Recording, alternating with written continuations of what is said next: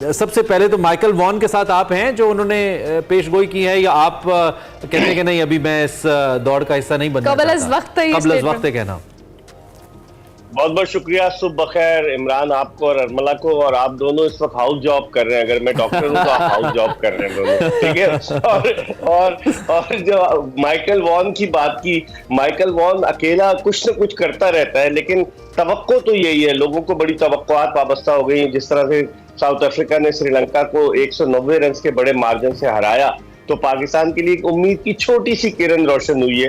अब वो किरण कब चमकती है ये देखने की बात है, क्योंकि पाकिस्तान का मैच कल जो है वो न्यूजीलैंड से, और न्यूजीलैंड की टीम जख्मी खिलाड़ियों के मसले से दो चार है। ऐसा लगता है किस्मत की देवी भी पाकिस्तान पर मेहरबान होती है। आप देखें पिछले साल जो T20 वर्ल्ड कप हुआ, जो रिजल्ट्स आए और फिर पाकिस्तान फाइनल में पहुंच गया, तो मुझे लग रहा है कि यहाँ पर भी कुछ ना कुछ होने वाला है और पाकिस्तान न्यूजीलैंड को हरा सकता है। डीमोरलाइज्ड है न्यूजीलैंड की टीम, 4 मैचेस जीतने के बाद ऑन अ ट्रॉट 3 मैचेस वो हार चुकी है। तो अब पाकिस्तान के लिए चांस तो है। उनके खिलाड़ी मैट हेनरी के हवाले से खबर आई है जख्मी है, फिर लोकी फर्गूसन फिट नहीं है, उनके साथ बड़े मसाइल हैं। अब देखते हैं कि क्या होता है कल, लेकिन पाकिस्तान के लिए उम्मीद जरूर है, मैं समझता हूँ। सही, ठीक हो गया मिर्जा साहब। कल जिस तरह से आप खुद भी बात करें, ऑब्वियसली बड़े हाई स्कोरिंग मैचेस हैं और हम इंट्रो में भी बात कर रहे थे। अब कल जिस तरह से इंडिया ने इतने बड़े टारगेट पे दूसरी टीम को ऐसे ढेर किया, ये बड़ी अलार्मिंग सी बात है। दो कि इंडिया बहुत अच्छा खेल रही है इस टूर्नामेंट के अंदर, लेकिन पाकिस्तान अभी कुछ उम्मीद की किरण जिसकी हम बात कर रहे हैं, इसके लिए पाकिस्तान को भी बड़ी जान माननी पड़ेगी, चाहे वो बड़ी टीम है या छोटी टीम है, अच्छे मार्जिन को लेके चलना पड़ेगा। तो इस हवाले से भी कहिएगा। देखिए, पाकिस्तान को न्यूजीलैंड के खिलाफ जीतना, एक तो वो जो लोगों ने कैलकुलेट किया है कि पाकिस्तान न्यूजीलैंड को या तो 83 रन से हराए, पहले बैटिंग करे, या जो टारगेट मिलता है उस टारगेट को 35 ओवर में अचीव करे। लेकिन हैरत है श्रीलंका की टीम पर। आप देखें 17 सितंबर को यही श्रीलंका की टीम 50 रन पर ढेर हो गई थी, आपको याद होगा, एशिया कप के फाइनल में कोलंबो में, और 15 ओवर भी नहीं खेल सकी थी। और कल भी 20 ओवर नहीं खेल सकी, कल 55 रन पर ढेर हो गई। तो क्या जादू किया हुआ है भारतीय बॉलर्स ने श्रीलंकन बैटिंग पर कि श्रीलंका की टीम बिल्कुल ही गिरी हुई नजर आ रही। हालांकि माहिला जयवर्धने उनके साबिक कप्तान जो है वो श्रीलंकन क्रिकेट टीम के कोच है, लेकिन समझ में नहीं आ रहा। भारत जो है इनविंसिबल है। ऐसा लग रहा है कि भारतीय क्रिकेट टीम को अब कोई रोकेगा नहीं, और अगर रोकेगा तो पाकिस्तान रोकेगा। अगर पाकिस्तान नंबर 4 पे आता है और भारत नंबर 1 की पोजीशन मेंटेन करता है, तो फिर semifinal Pakistan versus India Kolkata में होगा। और आप अंदाजा लगाए इमरान और अरमला के उस वक्त कमर्शियल का रेट क्या होगा। आप अंदाजा लगाएं कि 10 सेकंड के कमर्शियल का रेट जो है वो तकरीबन करोड़ों रुपए का होगा। और अगर पाकिस्तान इंडिया का मैच होता है, अगर पाकिस्तान इंडिया का मैच होता है तो फिर क्या हालत होगी इकोनॉमिकली। लेकिन पहले पाकिस्तान 2 रुकावटें तो अबूर करे, न्यूजीलैंड को हराए और इंग्लैंड को हराए, और फिर उसके बाद हुनूस दिल्ली दूरस्त, वो जो कहा है ना किसी ने कि वो अभी दिल्ली दूर है अभी। अब हम इंग्लैंड को गिन नहीं रहे हैं, हम मुसलसल न्यूजीलैंड के मैच के तो डिस्कस कर रहे हैं। साबिका आलमी चैंपियन है और एक मैच महज जीत पाए, बहुत ज्यादा बुरी कारकर्दगी उनकी रही है, लेकिन वो भी तो चाहेंगे कि जाते जाते कुछ अच्छा इख्तिताम हो उनके लिए इतने बड़े मुकाबले का, जिसको डिफेंड करने आए थे जिस ट्रॉफी को, वो भी तो चाहेंगे। इमरान वो तो चाहेंगे, क्योंकि 2025 की जो चैंपियंस ट्रॉफी है उसमें इस वर्ल्ड कप की टॉप 8 टीम्स हिस्सा लेंगी, 8 टीमें।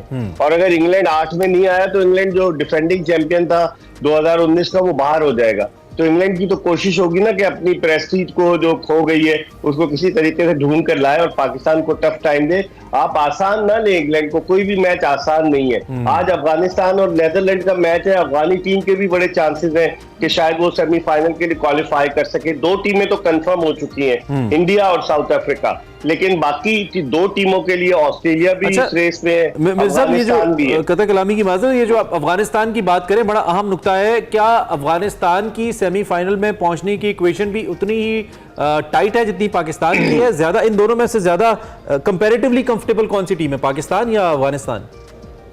कंपैरेटिवली पाकिस्तान है, क्योंकि पाकिस्तान के मैचेस न्यूजीलैंड और फिर उसके बाद एक मरी हुई टीम जो कि जख्मों से चूर है, न्यूजीलैंड से पाकिस्तान के मैचेस हैं, और फिर उसके बाद इंग्लैंड से। लेकिन अफगानिस्तान के आज के मैच के बाद टफ मैचेस हैं, और अफगानिस्तान ने जिस तरह से इमरान इस टूर्नामेंट में परफॉर्म किया है, आज तक ये 3रा वर्ल्ड कप खेल रहे, और इससे पहले जो 2 वर्ल्ड कप थे उसमें सिर्फ एक ही मैच जीते थे। लेकिन इस वर्ल्ड कप में अफगानिस्तान की टीम 3 मैचेस जीत चुकी है, जिससे आप अंदाजा लगाएं कि बिल्कुल उन्होंने अपने आप को वनडे क्रिकेट में ट्रांसफॉर्म करके रख लिया है। तो मुझे लग रहा है कि अफगानिस्तान कुछ भी कर सकता है, और अगर अफगानिस्तान ने किया तो फिर इरफान पठान आपको पता है डांस करेगा। इरफान पठान, और कल तो हमारे एक खिलाड़ी ने भी कहा है कि वो इरफान पठान की तरह डांस करेंगे अगर पाकिस्तान जीता। मैं कह रहा हूँ कि डांस से बेहतर है दुआओं पे फोकस कर लें, डांस तो होते ही रहेंगे। अच्छा जी, मैं एक जुमला ऐड कर दूं, लेकिन 2010 में भी वो डांस कर रहे थे खिलाड़ी। वो डांस करते। अच्छा अच्छा ठीक है। अफगानिस्तान के हवाले से जो आपने बात की है, मुझे बड़ा ही दुख होता है इस पूरे लाइनअप के अंदर जो मैचेस हम हारे हैं कि हम अफगानिस्तान से कैसे हार गए। हम इजीली उस मैच को निकाल सकते थे, बड़ी अच्छी कंफर्टेबल पोजीशन में थे, लेकिन चलें क्रिकेट है, कुछ कह नहीं सकते। आगे बढ़ते हुए अब आपने कहा कि 2 टीम्स तो कंफर्म है। ऑस्ट्रेलिया को आप कैसे देख रहे हैं पॉइंट्स टेबल के ऊपर, कितना इंप्रेसिव देख रहे हैं? देखिए इमरान, पाकिस्तान की टीम ऐसी टीम है जो आउट ऑफ फॉर्म टीमों को और आउट ऑफ फॉर्म बैट्समैनों को जो है फॉर्म में लेकर आती है। ऑस्ट्रेलिया को हम फॉर्म में लेकर आए, जो उन्होंने बेंगलोर में हमारी पिटाई की, और जो जिस तरह से डेविड वार्नर जो है वो फॉर्म में आए, तो ऑस्ट्रेलिया ने अब आहिस्ता आहिस्ता टेक ऑफ कर लिया। हालांकि मिचेल मार्श उनके जो ओपनर है वो फैमिली रीजंस की वजह से वापस चले गए, लेकिन ट्रेविस हेड आए ओपनर, उन्होंने भी परफॉर्म किया। तो ऑस्ट्रेलिया को आप रूल आउट नहीं कर सकते, ऐसी टीम है, फाइटर टीम है, और ऑस्ट्रेलिया जो है कुछ भी कर सकती है। मुझे लग रहा है कि ऑस्ट्रेलिया अपना पूरा जोर लगाएगा कि कम से कम सेमीफाइनल के लिए जरूर क्वालिफाई करे। ठीक है, सेमीफाइनल के लिए क्वालिफाई करे। अच्छा मिर्जा साहब, ठीक है, अब दूसरी जानिब अब जरा दोबारा से पाकिस्तानी टीम के ऊपर आते हैं। ऑब्वियसली आप लोग इन सारी चीजों को और इंग्लैंड को, न्यूजीलैंड को हमने डिस्कस किया, लेकिन पाकिस्तानी टीम अभी जो आगे मैचेस हैं, चाहे वो छोटी टीम से हैं या बड़े टीम से है, पाकिस्तानी टीम की जो परफॉर्मेंस है वो ऑब्वियसली हमारे लिए बड़ी इंपॉर्टेंट है, क्योंकि अभी जिस तरह बांग्लादेश में हमने कोई इतने मैचेस हारने के बाद एक दफा हमारे अंदर जोश आया और हमने बहुत जबरदस्त परफॉर्म किया, ये जोश बरकरार रखना बड़ा जरूरी है, और उसके लिए टीम का मोमेंटम, ये सारी चीजें बड़ी मैटर करती हैं। How do you see this factor? जोश के साथ साथ अरमला होश की भी जरूरत है, खाली जोश ही ना दिखाएं। हम आपके शो की एंडोर्समेंट कर रहे हैं, आपको समझ नहीं आ रही जोश जगा देगी। मैं कहता हूँ होश उड़ा दे, जब पाकिस्तान हार जाता है तो कहते हैं होश उड़ा दे। ये भी होता है ना कि हम लोग जो है अगर दिमाग से खेले, हमारी टीम अब माशाल्लाह से और फिर कंट्रोवर्सी से निकल कर आई है ड्यूरिंग द टूर्नामेंट।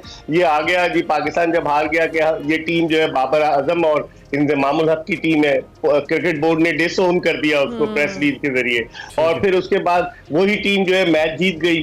जब हम टीम जीती तो फिर क्या सूरत हाल होगी, और वो टेक ऑफ कर रही है। मुझे लगता है लड़कों ने सुन लिया है। नहीं सुन लिया है, अच्छा खेल रहे हैं, बिल्कुल बिल्कुल। अच्छा मेरे साथ टाइम कम है, मैं जरा एक और बड़ा पब्लिक इंटरेस्ट का क्वेश्चन है पाकिस्तान क्रिकेट बोर्ड के हवाले से। आज सुना है ज़का अशरफ साहब के बारे में, बड़ा इंपॉर्टेंट दिन है, आप चूंकि कनेक्टेड रहते हैं बोर्ड के मामलात में भी, और शायद आफरीदी साहब की बड़ी अहम मुलाकात अनवारुल्लाह काकड़ साहब से, केयर टेकर पीएम। आप बोर्ड के मामलात किस जानिब जाते देख रहे हैं, कोई खास बड़ी तब्दीली देख रहे हैं? देखिए ज़का साहब ने पूरा जोर तो लगाया, और उनके लिए पॉलिटिकल बेसिस पर भी कि उनको वर्ल्ड कप के इख्तिताम तक रहने दिया जाए, लेकिन जो हालत है, कल जो आर्टिकल छपा है कि एक वेबसाइट ESPN क्रिकेट इन्फो पे आपने देखा होगा, तो लगता ये है कि सारी चीजें ज़का साहब के खिलाफ जा रही है, और 4 नवंबर के बाद शायद वो PCB के चेयरमैन न रहे। शाहिद आफरीदी की महज इत्तलात है, पहले शाहिद आफरीदी की ये इत्तला थी कि इंटरम सेटअप में उनको सूबाई वजीर बराए बैनुल सूबाई राब्ता लगाया जा रहा है कि जिसमें वो खेलों को भी देखेंगे। तो मुझे लगता है कि शाहिद आफरीदी उस समत में चले जाए, कहीं वफाकी वजीर न बन जाए, जिस तरह हमारे दोस्त अनीक अहमद वफाकी वजीर बन गए। तो मुझे लग रहा है कि कोई ऐसी सूरत हाल है, लेकिन ज़का साहब is trying to survive himself, लेकिन बज़ाहिर मुश्किल नजर आता है। और इन केस अगर इस पॉइंट ऑफ टाइम पे ये तब्दीली होती है तो ये कैसी होगी क्रिकेट बोर्ड के लिए अगर ज़का साहब नहीं रहते?